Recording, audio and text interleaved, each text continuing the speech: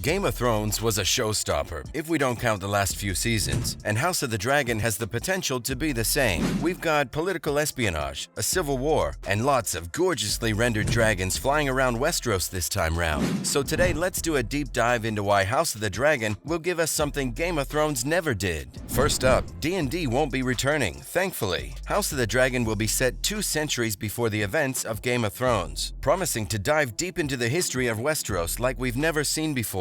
One of the core storylines of the show is going to be the Targaryens. We won't be seeing a fledgling dynasty that's fallen from grace, however. Instead, House of the Dragon will start off with the Targaryens at the peak of their powers in Westeros. One very simple way the prequel will give us something Game of Thrones never did is a change in showrunners. Fans of the series breathed a sigh of relief when it was revealed that David Benioff and D.B. Weiss wouldn't be returning for House of the Dragon. Look, we don't generally pick sides, but when Daenerys kind of forgets about the Iron Fleet and Euron's forces, you leave us no choice. Fans aren't just psyched about this change, they're excited to see that George R.R. Martin is finally more deeply involved in producing and writing the prequel. Along with Martin, Ryan Condal, who co-wrote 2014's Hercules and 2018's Rampage, will be co-running the show with Miguel Sapochnik, who's written for acclaimed series such as House, Altered Carbon, and Game of Thrones itself. We think it's safe to say that House of the Dragon is in safe hands this time round. Next, Matt Smith teased a different Westeros. Doctor Who fans were jumping in their seats and spilling their coffee all over themselves when Matt Smith was added to the ensemble cast for the prequel. Okay, it was just us who spilled the coffee down our fronts and made the office cat jump. But seriously, Smith as Daemon Targaryen is so fitting. He looks like a moody prince that we'd like to fix. We'll probably be seeing him ride Blood Worm and wielding Dark Sister as he massacres everyone in his path. Daemon and violence, yummy. Smith noted in an interview that House of the Dragon would be building upon what the original has spent considerable time and effort creating. The prequel will be paying homage to the original in many ways that we're yet to see, and it will also do something different. Game of Thrones left a mark on live-action television in a way that's similar to The Sopranos. Before The Sopranos, you really didn't have characters who worked in the gray like Tony Soprano. He was a family man, he was a gangster, and he had his redeemable qualities. Before Tony, it was either black or white, good or bad. Game of Thrones is by far one of the most expensive TV shows ever made, with the last season costing the production team $15 million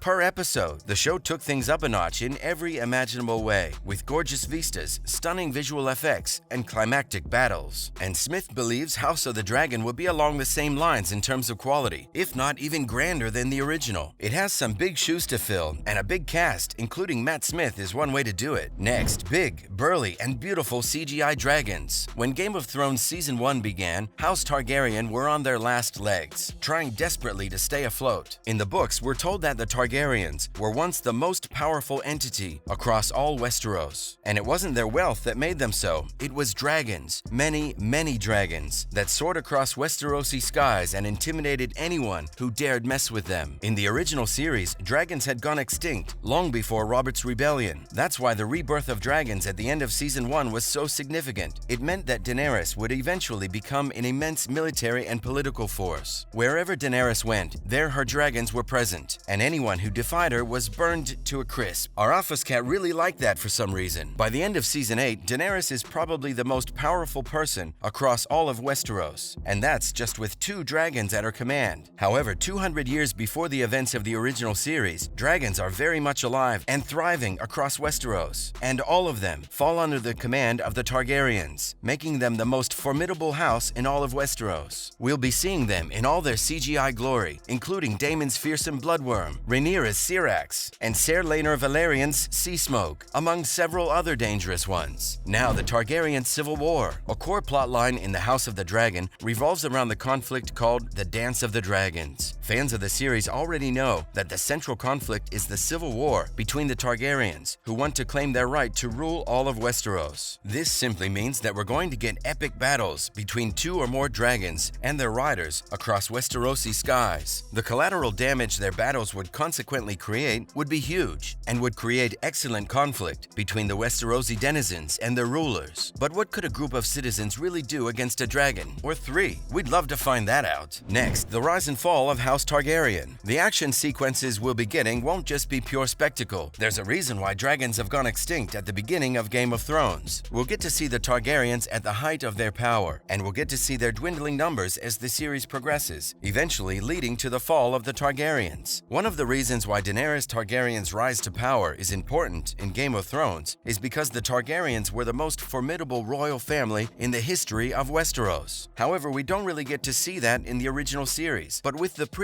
that the Civil War and the eventual fall of House Targaryen will be front and center for viewers. The war between the Targaryens seriously weakened them and also resulted in the deaths of many dragons, eventually leading to their extinction and resulting in the Targaryens losing their grip on their once massive military and political power. And it will be more visually stunning. George Martin's already confirmed that he's seen a rough cut of the first episode of House of the Dragon, and he's happy with it. He's noted that the episode was visceral, dark, and powerful, just how we like our fantasies. And he's also confirmed that the prequel is in good hands, and that's kinda obvious since he wrote the book on it. But since he's already given a thumbs up on the first episode, we're surely in for a surprise, given how the series loves to subvert expectations. From a technical standpoint, the main conflict between the Targaryens has the potential for a more visually stunning show than its big brother Game of Thrones ever was. While we had action sequences with 3 dragons across multiple seasons, with each progressive episode becoming more visually complex than the last, we can expect much more from the prequel. Technology for VFX only improves, and with HBO throwing millions of dollars at the series, the battles we'll see both on the ground and in the air will be amazing. AMC did it with Better Call Saul. HBO can definitely do it with House of the Dragon. Now, the benefit of an ending. Game of Thrones officially went off the books at the end of Season 5, and we're not exaggerating here. Each season after that was visually grand, but in terms of writing, not so much. House of the Dragon, on the other hand, can avoid that hurdle in a big way. It already has a solidified ending by George R.R. Martin himself, and we know going into the series where it's going to end. The entire series will be based on a standalone novel called Fire and Blood, which deals with the complicated history of the Targaryens. It's already a direct book-to-show deal. We're prepared for the ending, and it won't cause much controversy among the fans either, unless they drastically change the ending, which they won't, of course, as D&D have proved that you don't mess with the fans' intelligence. Seriously, Daenerys just forgot? Huh? We're expecting an immensely satisfying first season from HBO this August, and George Martin has basically said, anticipate away guys, you won't be disappointed. This will be a great way for HBO to make up for Game of Thrones Season 8's terrible reception, and might even make House of the Dragon one of the greatest TV shows ever made. They have the talent, budget, and technical skills to make that happen, and we're positive it will be. So's our cat, and that's it for today.